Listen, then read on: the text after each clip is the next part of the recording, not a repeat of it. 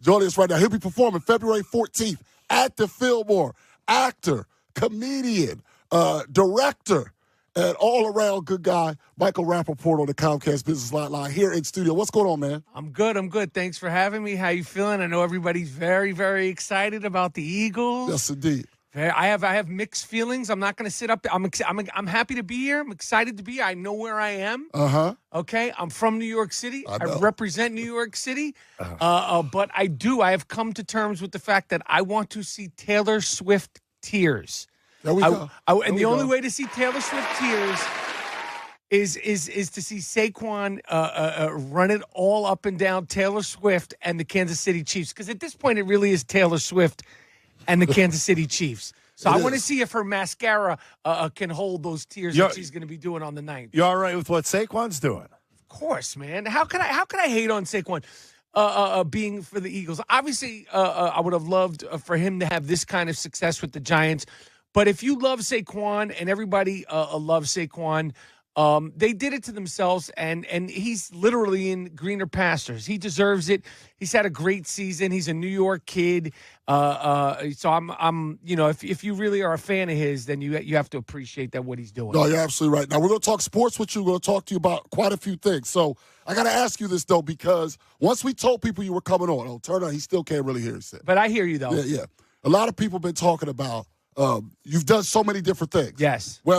I had some people reach out and say they remembered you from Friends. Yes. I got people who see you from Higher Learning. Yes. There's people who see you from directed the Tribe Called Quest document. Yes. Like a million different things. Yes. Comedy, everything like that. And you do a lot of sports stuff, podcasting. Yes. If you were going to eventually, hopefully it's another 50 years from now, it's on your tombstone.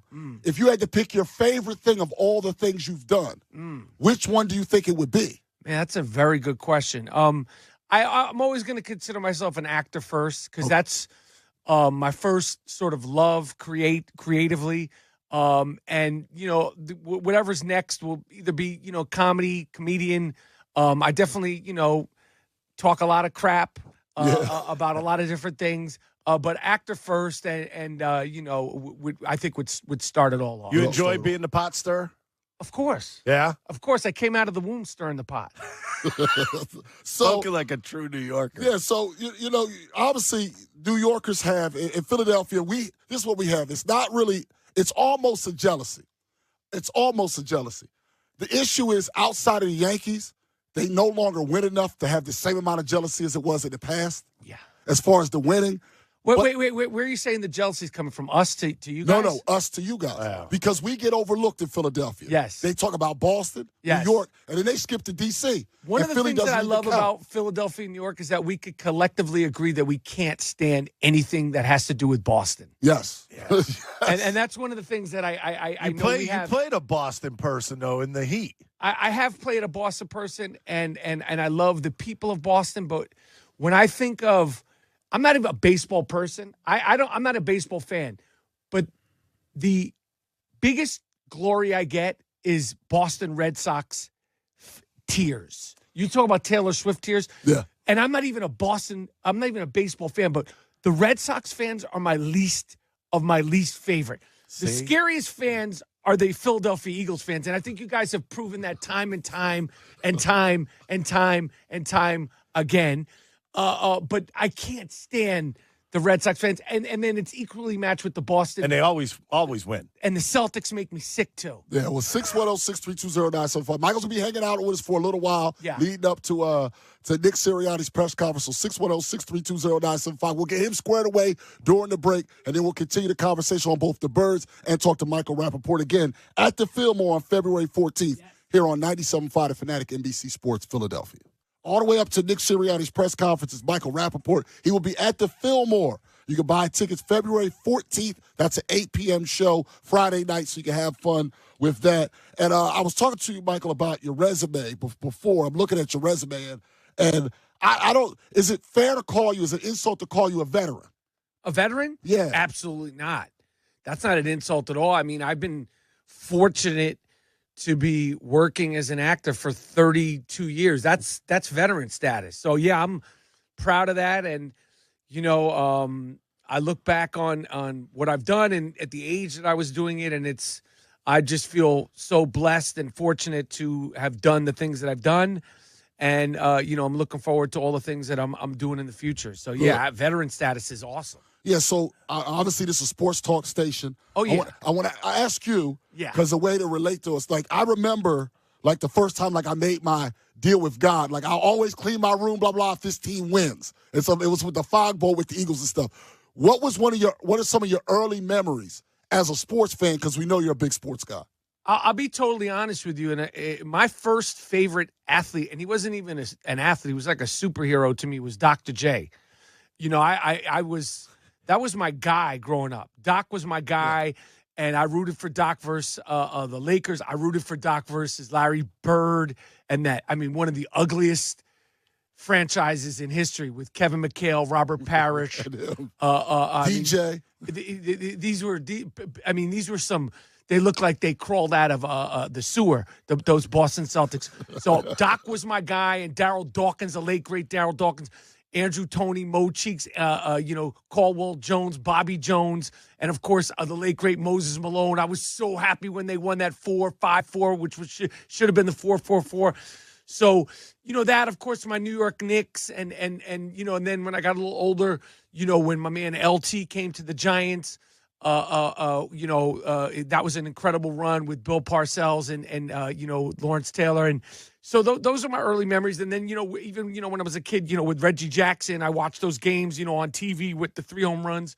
So, that was my early stuff. But my first favorite athlete of all time was Dr. J, Julius Erving. And, he still, means so much to me. That's kind of surprising because, I grew up in Connecticut. I had the poster. Me too. Him up in the air. I had the 6-foot poster. There was a poster of him that was 6 feet tall, and it was like, and I got to, meet Doc a few times and work with him when I did the Big 3, which was awesome. And, I met him a bunch of times, and I still, can't really be normal around him. And I've worked with every single actor in the world, but he, to me, it's like I'm like 8 when I'm around Dr. J. No, that's pretty cool. I had wine with him in a hotel, it was me, him, Charles Oakley, and we're drinking wine. And I'm like, I can't even speak. And I got a lot to say all the time, but I couldn't talk to Doc. That's crazy. Awesome. That's crazy. So speaking of that, I was told to ask this question Go about. on. What'd you say? No, I said. So the Beats, Rhymes, and Life, I saw it, and then the TV producer back at NBC Sports Philadelphia, Booney's, big fan of Tribe Called Quest. Yes. What made you want to do that project? Is that a group that you just really respected? What made you want to go that route? Because obviously you didn't have to. And at the times, really, it's almost been illuminated more and more how they got a raw deal. Totally. They got a raw deal. When I made the movie Beats, Rhymes, and Life, the documentary about a Tribe Called Quest, I just wanted to tell their story. To me, they were like the Beatles of hip-hop or the Rolling Stones of hip-hop, and I always looked at them that way. And I really wanted to know if they would make more music. That was the impotence. Will they make more music? And that was a theme through the movie. But, when I got, closer to the group, it took on a life of its own. And I'm so honored to have been, to make that film and to be a part of that film. And with the passing of the great Phife Dawg, who was one of the biggest sports fans, was just something that I'm really, really, really happy that we got made. I mean, when you look at your career, you've been in some huge shows. Yeah. I mean, from Friends, The Simpsons, all kinds of stuff. How did the Friends thing come up? Because in my time period, that was one of the biggest shows in the world. It was. Friends, at that point, I think it was maybe the 5th season. So it was a huge hit. And, they asked me about doing this guest star on it, and I did it, and I had never done a sitcom, which is totally different from film acting, performing in front of a live audience and the 4 cameras, and they were all tremendously successful at that point. I mean, they were making a lot of money. Jennifer Aniston was dating this young actor, Brad Pitt. I don't know. I thought he was going to have a good career. Pitt something. Yeah, he's done all right. Pitt. Yeah, he's still around. I know you probably haven't run. Yeah, you haven't run into him a lot. Yeah, I thought he was going to do good with Pitt. Brad Pitt, good-looking guy. I didn't know. But she was dating him, so she was, before they got married, and it was dope. The thing about Friends is for us, it's almost like the Brady Bunch. That show just continues on. There'll be little kids that come up to me like, "You're on Friends." I'm like, "Yeah." Like, what else are you doing? And I'm like, A bunch of stuff. A bunch of stuff. Yeah, a little punk. Like everything. a bunch of stuff. But, that show keeps going. You have to shoot the bird, didn't you? Ricky, 3 o'clock. How about we identify our fire station? We are WPN and WPN HD1, Burlington, Philadelphia, Beasley Media Group station. Broadcasting live from the Comcast Business Studio, powering possibilities. 3 o'clock hour is brought to you by Corpley's Bakery and Deli. World-famous tomato pie and hoagie party trays. Every bit is good. Yes, we're countdown in the studio with us, joining us now, leading up to Nick Sirianni's press conference. Michael Rapaport, actor first, big comedian, big sports fan, at the Fillmore, February 14th. 8 p.m. You can buy tickets right now. Go ahead. Did you ever think you'd be saying, counting down to Nick Sirianni, Michael Rapaport? No. I don't think anybody in Philadelphia ever, especially during Super Bowl preview, like, Michael Rapaport is going to bring us into Nick Sirianni. But, yes, I'm here, baby. Yeah, no, it's good to have you. No, it's really cool. It's I'm kind of geeking out a little bit. So I want to go back to the sports thing for a moment, right? Football is king, right? Yes. So we were talking about this. Ricky and I did a YouTube video that's going to go up soon. Super Bowl parties. All right, we were talking about food, and we're also talking about in the video certain etiquette, like take your kids in the other room, stuff like that. So when you go to a Super Bowl party, lay out a couple of your expectations so that the people of Philadelphia kind of ahead of time, they got time to plan still, know what to do and what not to do. Well, the food is obviously important, and you want to get there early. You want to sit in the right seat. If you're going somewhere else, you don't know where you're sitting. It's like you might be going to someone's house for the first time. You don't know what the most comfortable seat is. But more importantly than the food, more importantly than where you sit is during the game, shut up. I don't want to hear you talking about I don't want to hear you talking about the game. I don't want to hear you talk. I didn't curse. Did you do the beep, beep, beep? No. That's our correct thing. Oh, That's okay. our correct thing. Because, listen, I don't want to hear about your kids. I don't want to hear about your problems. I don't want to hear about the greatest thing. I want to watch the game. So if you can't do that during the plays, that's number one. And that's one of the reasons why I stopped going to Super Bowl parties, because the last time I went, I couldn't watch the game because we're at the Super Bowl, man. I don't care about your girlfriend, your boyfriend, your dog, your stomach issues. None of it means anything. So that's key. And then, of course, you got the commercials. It's Americana. It doesn't get more American than the Super Bowl, Super Bowl Sunday. And I know for you guys it's extra, extra special because, you have a stake in it. But, I mean, no matter what, it's a really a special it's like Christmas, Easter. It's the Super Bowl. Did you go to, Super Bowl parties that were with movie stars, or did you go with, your friends a lot? That's a good – I know I've been to some with some actors. I can't think of any off the top of my head. I know there was one with some actors. This is a long time ago.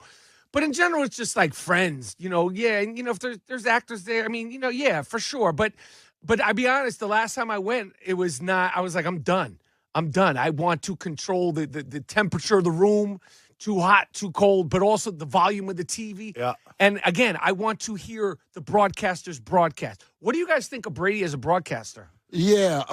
He's had his moments. He's not bad. The problem is he has all these limitations now because he's the owner. He can't. So whenever anybody else, they can go have team meetings with the coaches and the players, the GMs and stuff. He's not allowed to do that anymore because he's part owner of the Raiders. Is that going to work out going forward? No.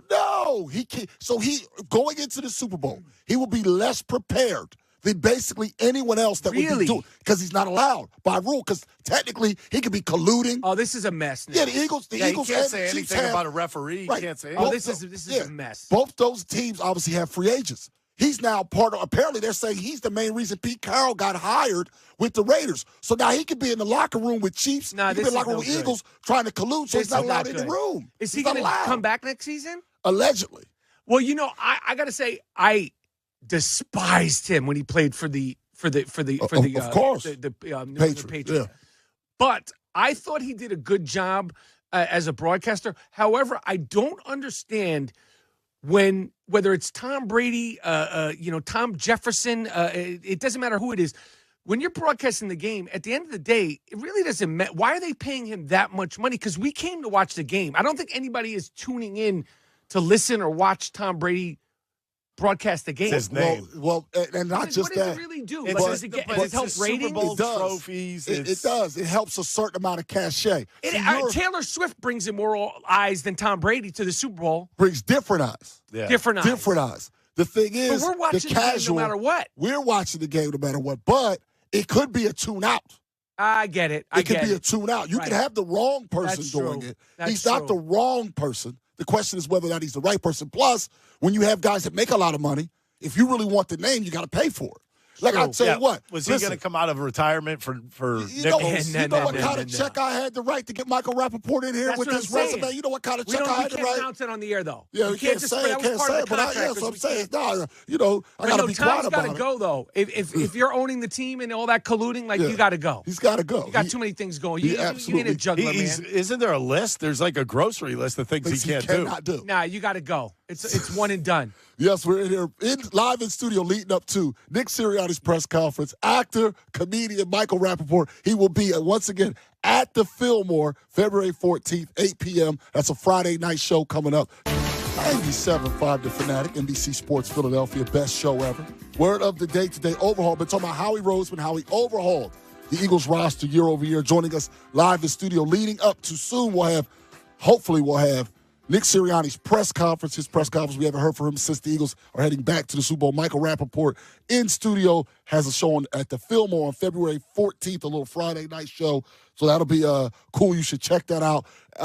One thing before we get back to some of the sports, Michael, was just people online pointing out you were in the first episode of Chappelle's Show. Yes. And the pop copy sketch was hilarious. Yes. I was in the first episode, the first skit of the pilot episode of the Chappelle Show, and I ran into Dave, who I had known for a while, on the street. He was like, "What's up? What's up?" And I was like, "What's up?" He's like, "Yo, I'm doing this pilot. It's probably going to end my career. Will you be in a skit?" I was like, "Yeah." We're like, when is it? Tuesday, 2:30. Bet. I'll have the people call you. Bet. And lo and behold, I watched the first episode, and I was like, "This is incredible." Yeah. And I was happy to be a part of it. And, again, that show, the brilliance of that show, amongst other things, is that the skits and the sketches were sort of evergreen in the way they were shot. There's no sort of timestamp. So they just live on continuing to be funny. So it was a cool thing to be a part of. No, that's absolutely, it's just incredible how many different things you've done. So before we get back to the text messages at 610-632-0975, and we await Nick Sirianni, of all the things you've done, what is the thing that you're most proud of? Because you mentioned earlier, you're a veteran, you've been doing this a long time. What's the thing that you're most proud of? Just the longevity and the versatility and the amount of fun that I've had. I feel like I've never really spent a day at work, except for doing this, of course, with you guys. This is promo. This is just, you're twisting my arm here. Yeah. But, really, it could be any of the films. For me, it's like I take away the experiences on the sets. I had an incredible time making Higher Learning, had an incredible time making True Romance. The Dave Chappelle thing, I remember I think it was the summertime. I remember the summer day that I saw him on the street. I just feel lucky. The Tribe movie was a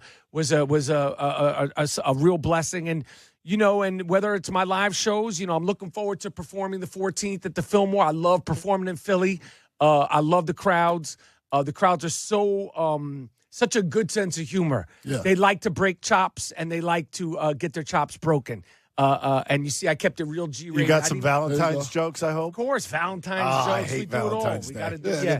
We coming down off the Super Bowl high, too. Yeah. Yes, hopefully you guys will be on a Super Bowl high or that, because it'll be a few days after that.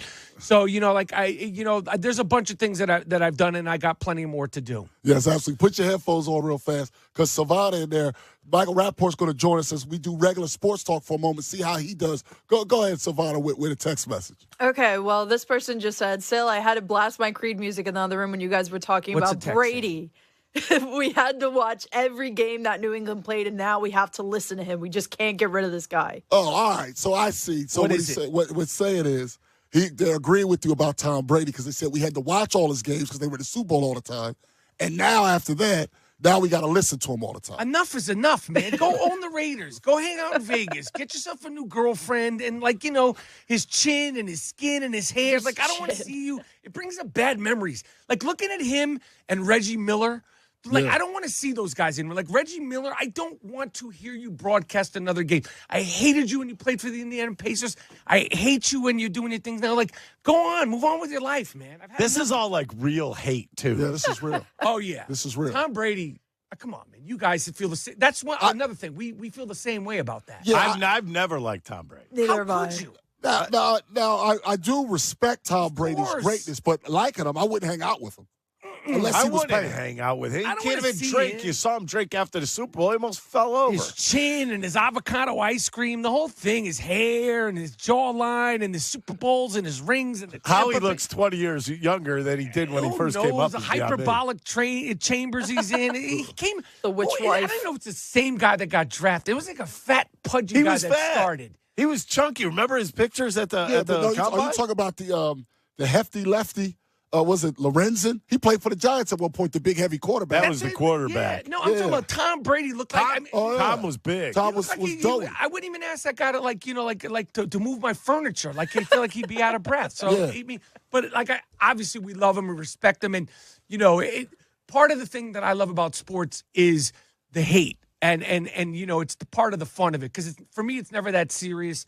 It's literally like the ABC Wide World of Sports. It's the thrill of victory, the agony of defeat, and you're never going to get it all the time. No, that's absolutely true. We've had plenty of defeat here. Yes. Now, speaking of defeat, I want to ask you this before we let you go, before Nick Sirianni comes out, because I know you're proud of your career and you should be. And what's funny is, off the top of my head, when I first knew that we were going to have Michael Rapaport in, I knew a lot of the stuff you did. Then I started looking up, like, man, he did even more things than I even realized looking at the resume.